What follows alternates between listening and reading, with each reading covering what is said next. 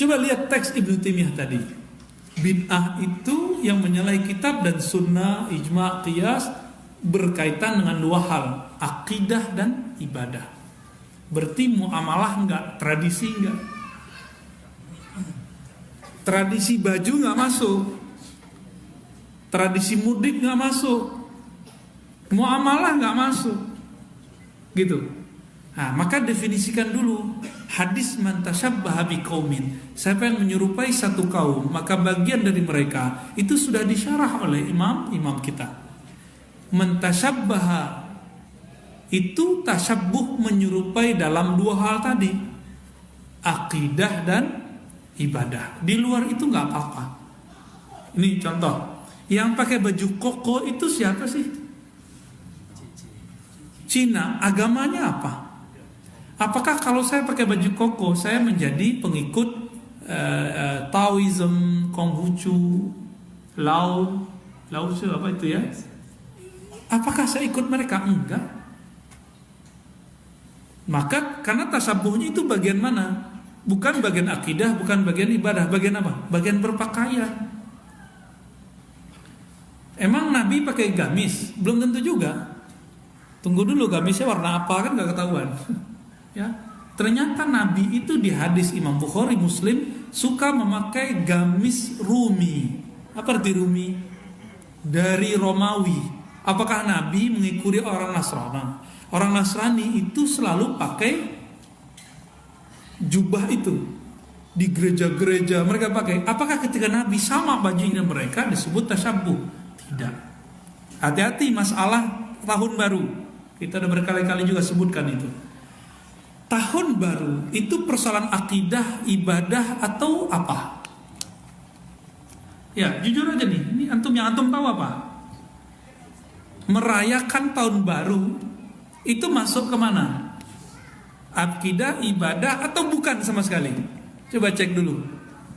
Ada nggak ritual dalam main kembang api? Nggak ada. Yang ada apa? Mubazir. Ada ritual apa lagi? Ada ibadah khusus nggak dalam? Ada akidah khusus nggak dalam tahun baru? Nggak ada.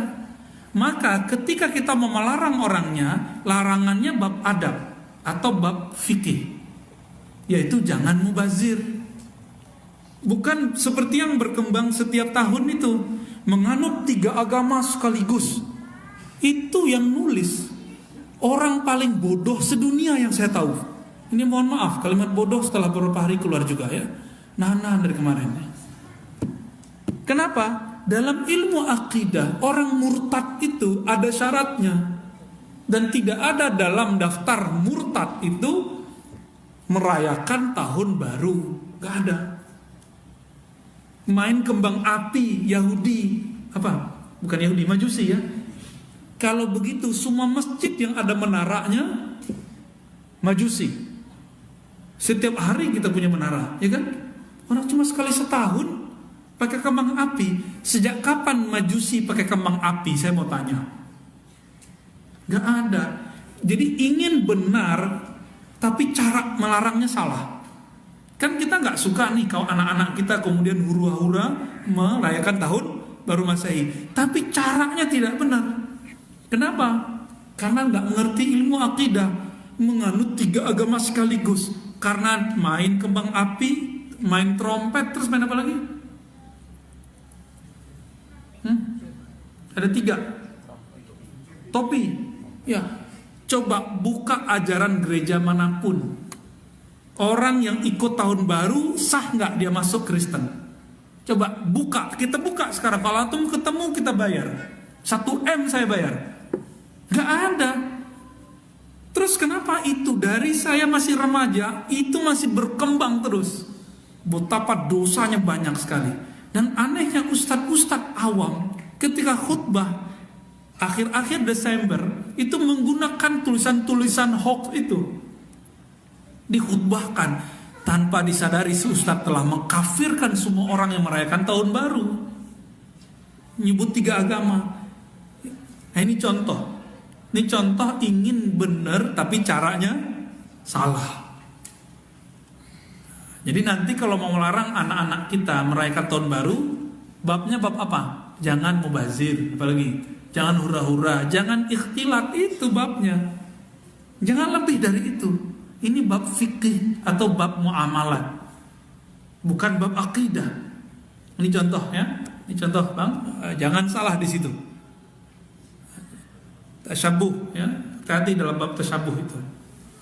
Kalau seandainya cuma dengan begitu disebut tasyabuh, maka Nabi adalah orang yang pertama tasyabuh. Apa kata beliau dalam Sahih Bukhari?